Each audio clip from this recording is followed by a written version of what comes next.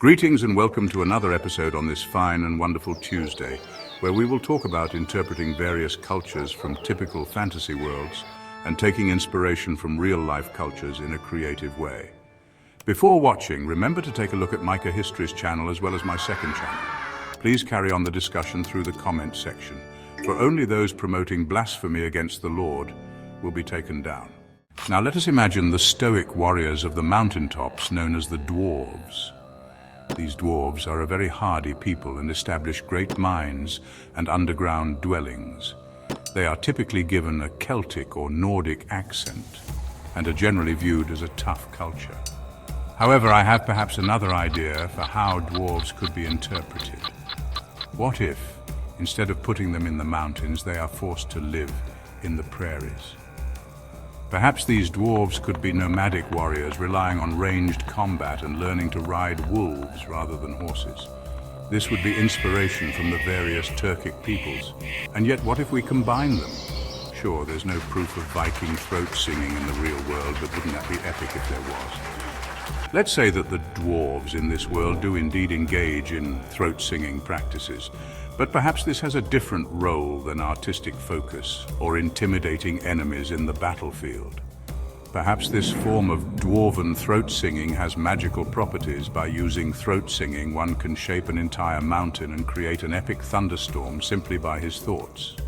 Because of this, the dwarves never have to deal with drought or famine, as they could simply manipulate the weather with their very mind. Or perhaps they can do more with their abilities, but that's it for dwarves now. Let us move to the Elven peoples from time immemorial, astute and arrogant in their age-old wisdom, but let's be honest, in any fair, rational and logical world, elves would rule everything. They live much longer, have more wisdom and have more experience. They'd be able to raise many families, and by using their abilities, they would simply outpopulate and outperform everyone. Because of this, there has to be a reason why elves don't succeed. Generally, elves lack an important characteristic that is found in humanity, which is the desire for adventure. Of course, we can expand upon this. A key difference on why humanity is greater than the races of elves could be that while elves worship the stars, humans are wise enough to worship He who made the stars. Perhaps it's the opposite, and all elves are monotheist servants of God who live in monasteries. However, I have another reason why the elves are weaker than humanity. Instead of all elves living longer than all humans, perhaps the Elven peoples have been infected with a horrible blight. This blight is disgusting and terrible, but when it's at its worst, slowly devours the Elven people, causing them to have much shorter lives than humans.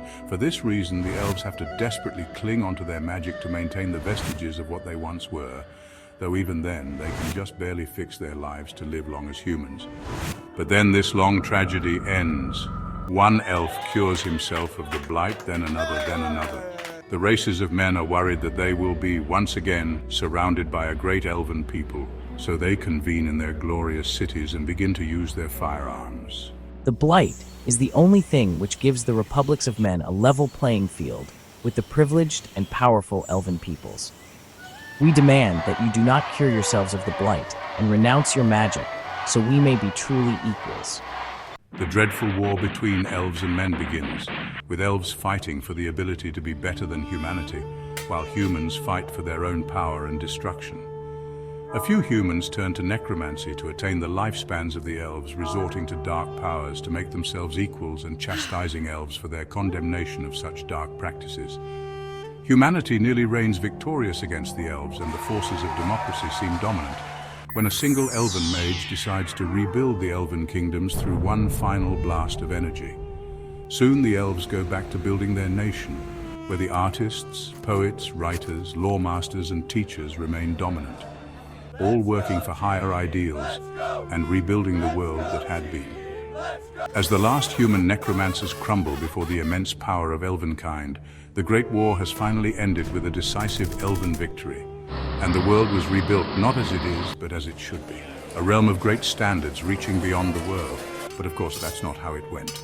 The elves escaped the blight too late, and the republics of humanity carried on their scientific dominance.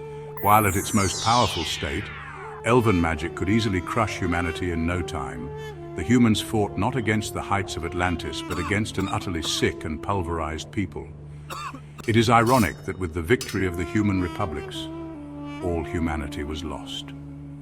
With the triumph of democracy, there is no more art, no more passion, only bright and cheery summer songs of slanderous senility supplanting the sustenance of its superiors. But there remains one elven mage in the ruins of a forest that was once chopped down, calmly sitting beside his bedside, reading a faraway human newspaper about how new scientific discoveries gave proof that his magic isn't real.